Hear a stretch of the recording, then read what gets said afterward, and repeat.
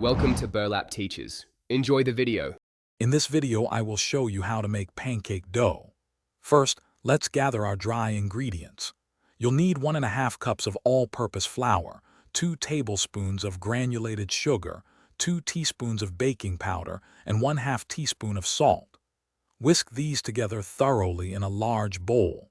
This ensures all the leavening agents and flavors are evenly distributed, which is key for consistently delicious pancakes. Getting this step right sets the foundation for perfect, fluffy results every time.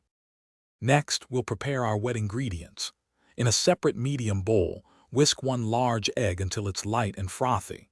Then, add 1 cup of milk and 2 tablespoons of melted unsalted butter. Finally, stir in 1 teaspoon of vanilla extract. This combination creates a rich, flavorful base for your pancakes.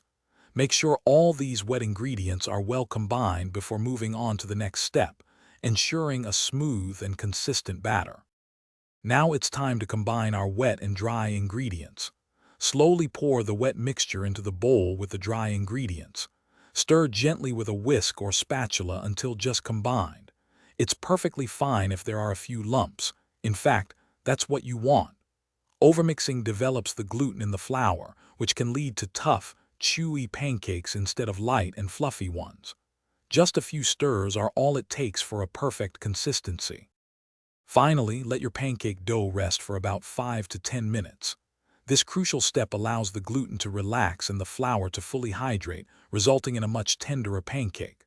While it rests, preheat your griddle or frying pan over medium heat and lightly oil it. Once hot, pour about 1/4 cup of batter for each pancake. Cook until bubbles form on the surface, then flip and cook until golden brown. Enjoy your delicious homemade pancakes. Thanks for watching. Consider subscribing if this video helped you.